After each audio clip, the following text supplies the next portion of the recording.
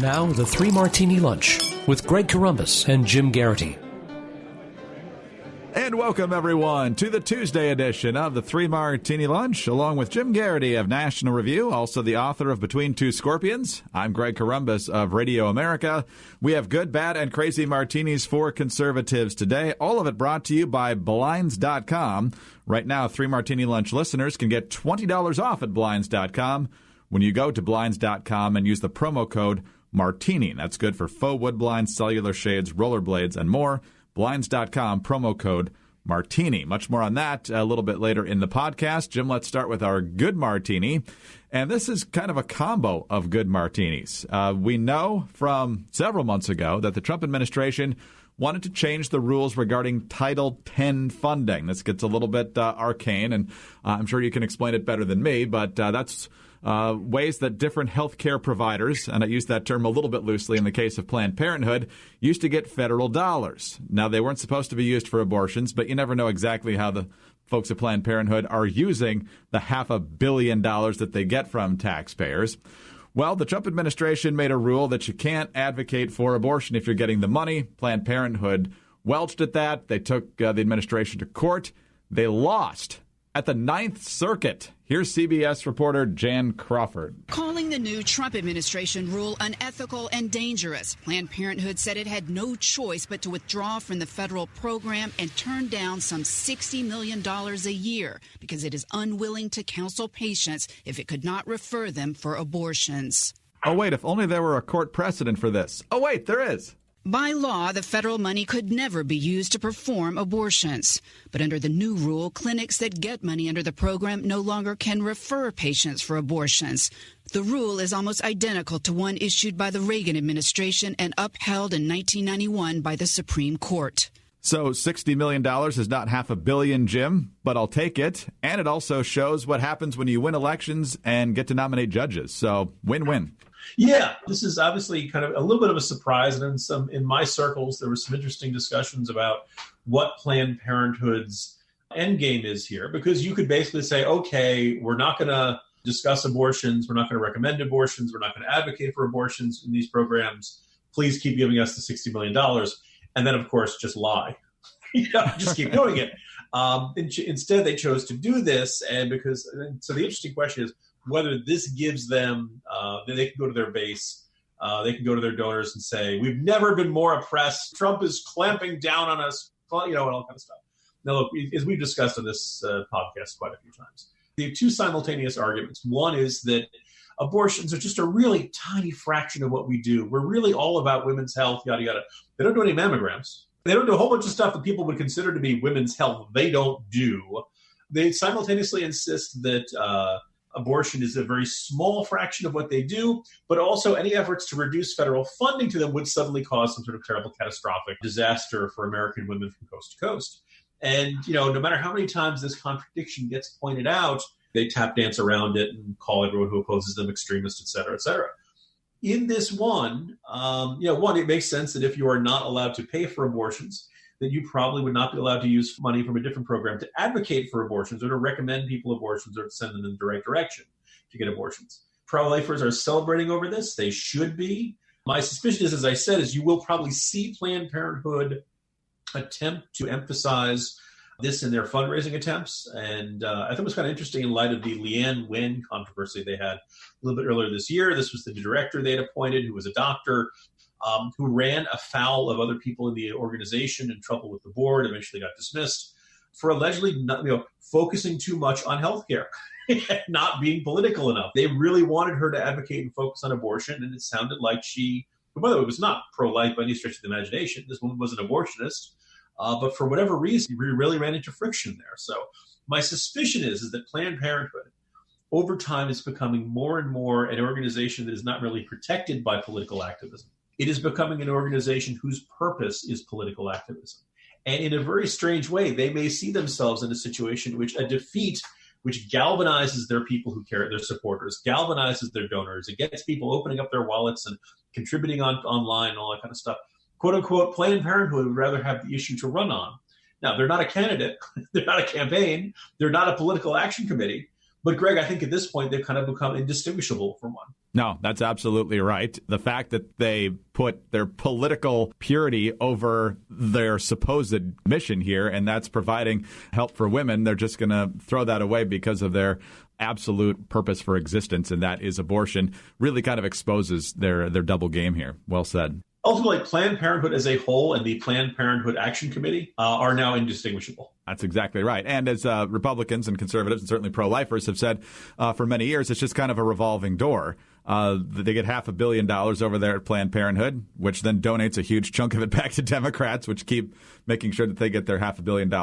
And that number is probably going to increase over time unless Republicans can get the numbers to do something about it. So it's a vicious cycle, and they've, again, been exposed here. So good on a number of fronts. All right, let's talk about not being politically blind. Let's talk about the blinds for your windows here. For many of us, your blinds or whatever you have on your windows is an afterthought. But with brand new, made-to-order custom window coverings from Blinds.com, you can really transform the look and feel of your entire home. So when you need new blinds, there's only one place to go, Blinds.com. With 15 million windows covered and over 30,000 five-star customer reviews, Blinds.com is America's #1 online retailer for affordable, quality custom window coverings.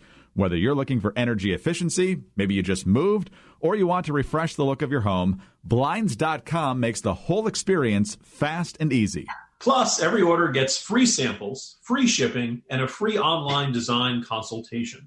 You just send them pictures of your house, and they send back custom recommendations from a professional for what will work with your color scheme, furniture, and specific rooms.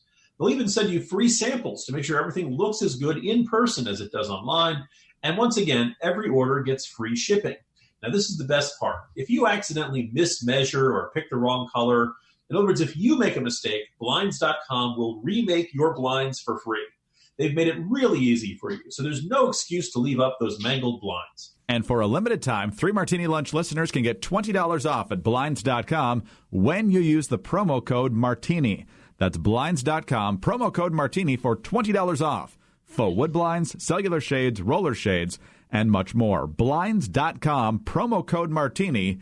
Rules and restrictions apply. All right, Jim, let's move to our bad martini now, and it's kind of a double-fisted bad martini here, unfortunately, and it deals with sanctuary cities and counties simply doing the unthinkable, although lately there's not much that's truly unthinkable anymore. But North Carolina, Mecklenburg County, and Montgomery County, Maryland stand up and take a ridiculously shameful bow here. Let's start in North Carolina.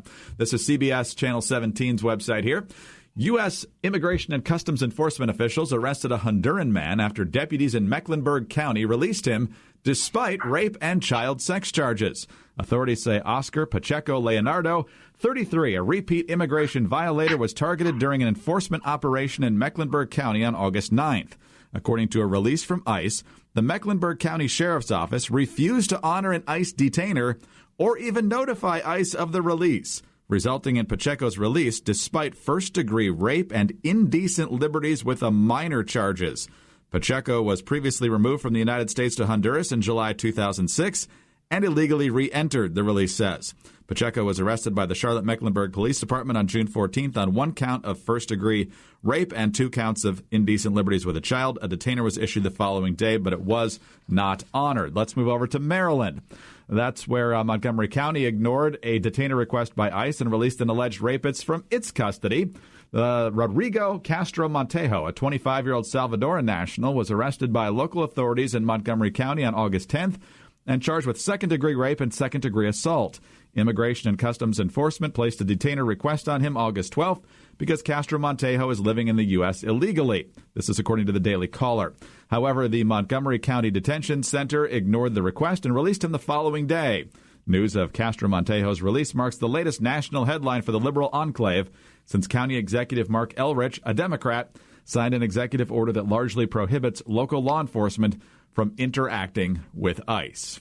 Jim, the worst of the worst are getting an easy ride here from these liberal enclaves just because they don't want to follow the law. Remember a couple of years ago when Arizona tried to have its own immigration enforcement policy? They were authorizing state and local law enforcement to ask people about their citizenship status. Yeah. So there was this very strong argument of, no, you can't do that. And eventually the Supreme Court did strike that down, arguing, hey, it's not the job of states and localities to set immigration policy. It is a federal government responsibility, and only the federal government can do that. And that was generally the argument of the Democrats, the left, folks like that. So here we are now, Greg, and the attitude of the sanctuary cities is that, okay, federal government wants to enforce immigration law, and now they're like, yeah, we're not going to do that. We're not going to do that. We're not going to cooperate with that. We will actively impede you, as you see local officials, warning illegal immigrant communities that ICE raids are coming and things like that. Which is this very, convenient way of having it both ways. That no, you localities that want more enforcement, you can't do this. But also localities that don't want to cooperate with the enforcement that is there don't have to. Now the other thing which is interesting, people who listen to this podcast know our positions on this, Greg.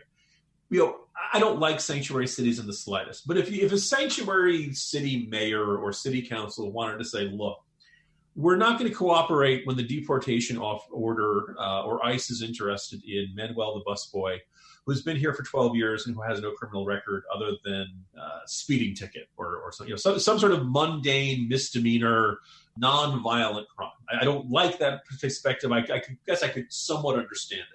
But this blanket idea of we're not going to cooperate with federal ICE in any situation means inevitably, no matter how much you want to believe that the people coming across the border are mostly good folks and most of them just want to live the American dream and all that. Look, inevitably, some of them are going to be bad people. We can argue about what percentage that is. Maybe it's a very, very small minority, but that still means one rapist in your community can do a lot of damage, can do a lot of bad things. One murderer in your community, right? One violent person, child abuser, MS-13 gang, any one small group of these bad guys can do a lot of damage to your community.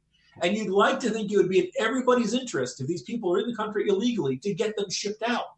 But apparently they don't, because these mayors and city councils are so wedded to this idea that people who come into the country cannot be sent back, that any effort to send them back is inherently xenophobic, that it is inherently racist, that it is inherently immoral and wrong, that they're more comfortable with letting violent criminals walk around on the streets, and letting them out of prison, letting them out of the local city jail when they get picked up, rather than cooperate with federal law enforcement. It is morally asinine, and it's kind of mind-boggling this hasn't generated. Even you'd like to think that the average liberal, blue, progressive person who lives in a sanctuary city would like to not be a victim of violent crime. You'd like to think there'd be sufficient effort to get these guys to say, whoa, guys, I can understand what you're doing for the nonviolent offenders, but can we at least cooperate with ICE on the violent offenders? And I don't know if you, Greg. Maybe these cases will stir some outrage. I don't think it's going to happen though. And people are willing to live with risk rather than actually, admit that maybe the folks who want immigration restrictions might have a point. Well, they certainly have a good point. I would certainly make the case that the one in North Carolina who had already been deported for coming here illegally and was back ought to be the target of deportation for breaking the law again just on that. But certainly when you factor in the violent crimes, it becomes what should be a no-brainer. An interesting twist here, though, is that since Elrich, the county executive up in Montgomery County, Maryland, which is just outside Washington, signed this executive order saying they're not going to cooperate with ICE, the county has actually arrested a couple of other folks in the country illegally for violent crimes, specifically the repeated rape of an 11-year-old girl. I am not going to go into the details that the Daily Caller includes here. It is just too heinous. But Montgomery County actually did, in fact, honor the detainer and handed those folks over when their time in custody in Montgomery County ended.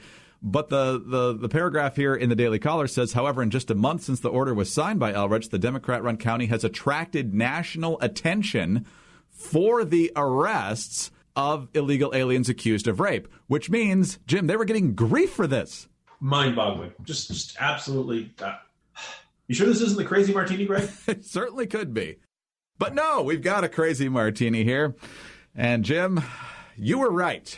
I say this from back in 2017. We were doing our year-end awards, and one of the ones that we always find one of our favorites is the person fading off into political oblivion. And I was torn between two choices. I thought about going with John Ossoff, who, as you pointed out that year in that very podcast, was the right choice after being the golden boy and then losing the race for that special seat in Georgia. Then there was Anthony Scaramucci, who lasted all of 11 days as the White House communications director. So I picked Scaramucci, and you immediately said, I don't know about that one. I don't think he's going away. He's back. The Mooch is back, but he's only back and in the good graces of the liberal mainstream media because now he has turned on Donald Trump. he's decided he's just seen too much.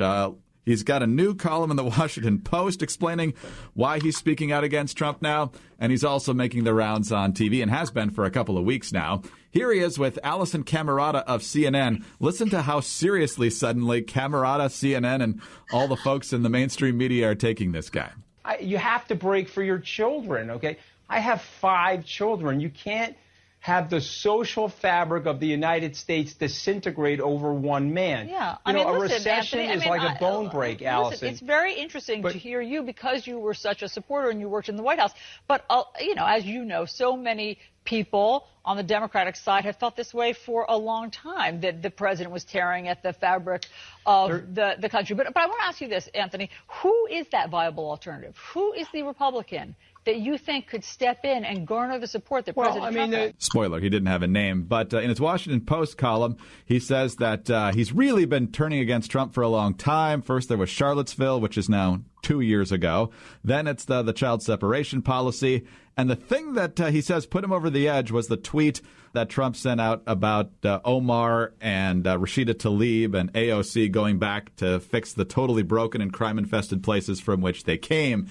Jim, if you believe that that tweet is why Anthony Scaramucci turned on Donald Trump, I've got some oceanfront property in Kansas to sell you. Yeah, I mean, I was glad that when the question from Allison Camerata began, I thought she was going to say, it would be more skepticism to like, now? Really? you just noted, you supported Donald Trump because you thought he'd be good for the social fabric? You thought this guy was going to be the guy who's going to unite everybody in a big kumbaya? Pull up a chair, get something to drink. I'm going to rant a bit. I feel the need to preface this. So there are a lot of reasons I have beefs with Donald Trump. High among them is I think, is this idea that, for a bunch of people brags about, I only hire the best people or something. Only the best, everything's the best, yada, yada. Trump is ludicrously unself-aware about how easily flattered he is, about how easily he loves suck-ups. He hates any type of pushback. He hates anybody coming along and telling him, I'm sorry, Mr. President, I just don't think it's a good idea. Here's why. He takes great personal offense at anybody who tells him that he's wrong, even if he actually is wrong. And as a result of that, he prefers people who are insufferably transparent suck-ups. And he finds himself in a situation where people he trusted end up, quote unquote, betraying him. Now, sometimes they end up betraying him by simply saying things he doesn't like. But very often, actually, they do completely turn on him 180 degrees. This is because he loves to emphasize personal loyalty to him. You may have noticed that we didn't see quite this same phenomenon with George W. Bush, with George H.W. Bush, with Ronald Reagan. And really Reagan, Reagan obviously is the perfect example of this. But the people around Reagan, of course, they adored him. Of course, they believed he was the guy who was going to completely transform the country and turn around the malaise of the 1970s. But they also believed in his cause. They also believed in his policies, right? They believed that they were in this grand shared endeavor, and that as much as they loved Reagan, that in the end, it was about the Reagan agenda, right? It was about changing the laws, about policies, right? It was about ideas. Trump is not about that. Trump is about Trump. And the people who are around Trump are loyal to Trump in part because they see him as a meal ticket. They see him as a ticket to greater fame and fortune. And let's observe, there is no other campaign in the out of the 17 candidates on the Republican side in 2016 who would ever have had, say, Steve Bannon as one of the campaign managers. There is not another single campaign that would have ever hired. I mean, I know Scaramucci apparently was loosely affiliated with one of the campaigns. Not a single other figure would have made Scaramucci the White House communications director.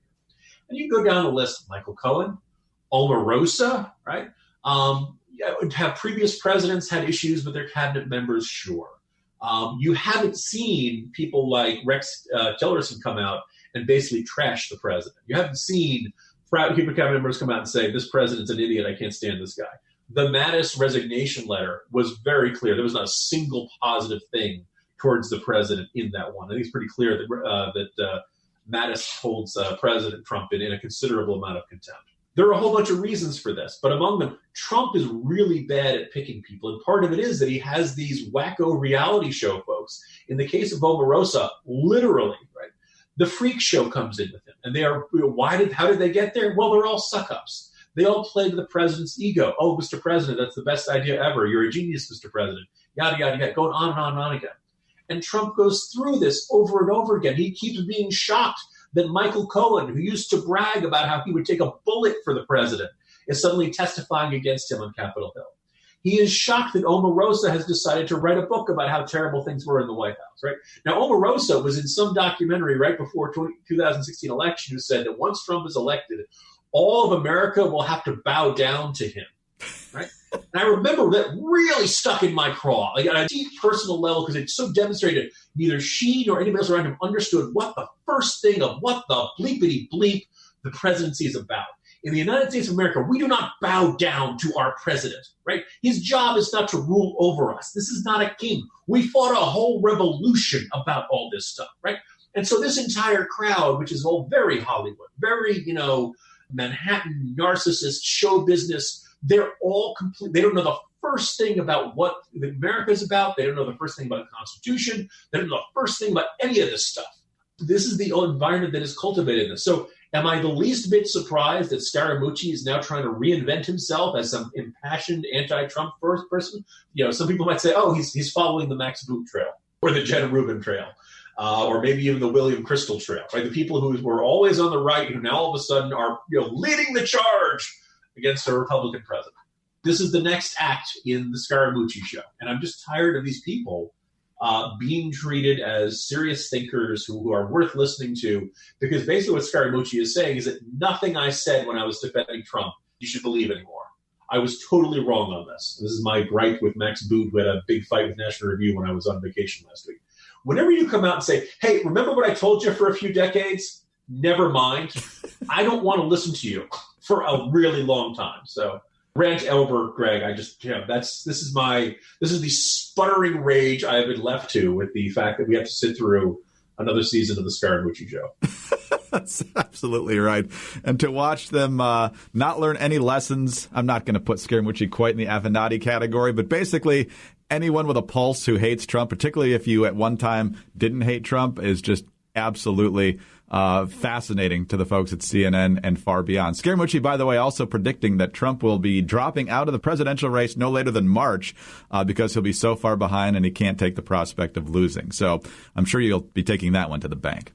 Yeah. Again, you people would say, have I ever been wrong about somebody I voted for? Sure. I understand Bob McDonnell's doing some event in Northern Virginia in a couple of weeks. I voted for Evan McMullen, who's now retweeting that white National Review is a white supremacist, white nationalist thing. By the way, as far as I know, Greg, he still owes vendors money. As long as he's going to attack National Review, I just feel the need to repeat that every chance I get. So whatever you do, don't loan Evan McMullen money. But do this, do we make it? Sure. But this idea when you suddenly say, hey, remember that guy who I went to work for? And who I said could throw a tight spiral through a tire 50 yards out. And, Scaramucci gushed about Donald Trump as if he walked on water. And now all of a sudden, hey, I just noticed, everyone, he's bad for America's social cohesion. Thank you, Mooch. Your skills of observation are unsurpassed in this country. Oh, Jim, excellent rant. Mid-season form, and we're only in the NFL preseason, so can't wait to see what comes next. Have a good day. Catch your breath. We'll do it again tomorrow. See you tomorrow, Greg. Jim Geraghty of National Review. I'm Greg Corombos of Radio America. Thanks so much for being with us today. Don't forget, right now, 3 Martini Lunch listeners can get $20 off at Blinds.com when you use the promo code Martini. Blinds.com, promo code Martini. And tune in again Wednesday for the next 3 Martini Lunch.